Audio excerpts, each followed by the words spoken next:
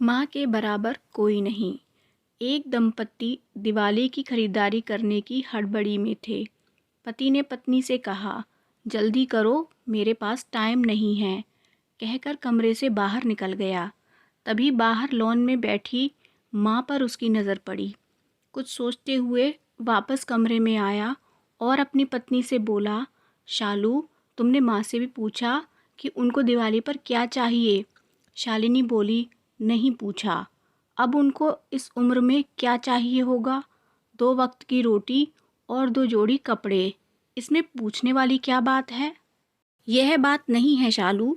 माँ पहली बार दिवाली पर हमारे घर में रुकी हुई हैं, वरना तो हर बार गांव में ही रहती हैं, तो औपचारिकता के लिए ही पूछ लेती। अरे, इतना ही माँ पर प्यार उमड़ रहा है तो खुद क्यों नहीं पूछ लेते? झल्लाकर चीखी थी शालू और कंधे पर हैंड बैग लटकाते हुए तेजी से बाहर निकल गई। सूरज माँ के पास जाकर बोला, माँ, हम लोग दिवाली की खरीदारी के लिए बाजार जा रहे हैं, आपको कुछ चाहिए? तो माँ बीच में ही बोल पड़ी, मुझे कुछ नहीं चाहिए बेटा। सोच लो माँ, अगर कुछ चाहिए तो बता दीजिए। सूरज के बहुत ज़ोर देने पर माँ बोली, ठीक है, तुम रुको, मैं लिख कर देती हूँ। तुम्हें और बहू को बहुत खरीदारी करनी है, कहीं भूल न जाओ, कहकर सूरज की माँ अपने कमरे में चली गई। कुछ देर बाद आई और लिस्ट सूरज को थमा दी। सूरज ड्राइविंग सीट पर बैठते हुए बोला, देखा शालू, माँ को भी कुछ चाहिए था, पर बोल नहीं रही थी। मेरे ज़िद करने पर लिस्ट बनाकर दे दी है। इंसान जब तक ज़िंदा रहता है, रोटी और कपड़े के अलावा भी बहुत कुछ चाहिए होता है। अच्छा बाबा, ठीक है, पर पहले मैं अपनी ज़रूरत का सारा सामान लूँगी, बाद में आप अपनी माँ की लिस्ट देखते रहना, कहकर शालिनी कार से बाहर निकल गई। पूरी खरीदारी करने के बाद शालिनी बोली, अब मैं बहुत थक गई हूँ, मैं कार में ही एसी चालू करके बैठती हूँ, आप अपनी माँ का सामान देख लो। अरे शालू, तुम रुको, फिर साथ चलते हैं, मुझे भी जल्दी है, देखता हूँ माँ ने इस दिवाली पर क्या मंगाया है, कहकर माँ की लिखी पर्ची जेब से निकालता है। बाप रे, इतनी लंबी लिस्ट, पता नहीं क्या क्या मंगवाया होगा।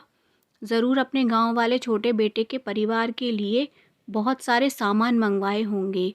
और बनो श्रवण कुमार, कहते हुए शालिनी गुस्से से सूरज की ओर देखने लगी। पर ये क्या, सूरज की आंखों में आंसू और लिस्ट पकड़े हुए हाथ पत्ते की तरह हिल रहा था, पूरा शरीर कांप रहा था। शालिनी बहुत घबरा गई। क्या हुआ? ऐसा क्या मांग लिया तुम्हारी माँ ने? कहकर सूरज के हाथ से पर्ची झपट ली। हैरान थी शालिनी भी। इतनी बड़ी पर्ची में बस चंद शब्द ही लिखे थे। पर्ची में लिखा था, बेटा सूरज, मुझे दिवाली पर तो क्या, किसी भी अवसर पर कुछ नहीं चाहिए, फिर भी तुम जिद कर रहे हो, तो तुम्हारे शहर की किसी दुकान में अगर मिल जाए तो फुर्सत के कुछ पल मेरे लिए लेते आना। ढलती हुई सांझ हूँ अब मैं। सूरज, मुझे गहराते अंधियारे से डर लगने लगा है, बहुत डर लगता है, पल पल मेरी तरफ बढ़ रही मौत को देखकर। जानती हूँ टाला नहीं जा सकता, शाश्वत सत्य है, पर अकेलेपन से बहुत घबराहट होती है सूरज। तो जब तक मैं तुम्हारे पास हूँ, कुछ पल बैठा कर मेरे पास, कुछ देर के लिए ही सही, बांट लिया कर मेरे बुढ़ापे का अकेलापन। बिन दीप जलाए ही रोशन हो जाएगी मेरी जीवन की सांझ।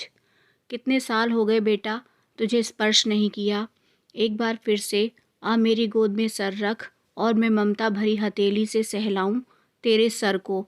एक बार फिर से इतराए मेरा हृदय मेरे अपनों को करीब, बहुत करीब पाकर, और मुस्कुराकर फिर मिलूं मौत के गले। क्या पता अगली दिवाली तक रहूं या ना रहूं। पर्ची की आखिरी लाइन पढ़ते पढ़ते शालिनी फपक फपक कर रो पड़ी। ऐसी होती हैं माँ।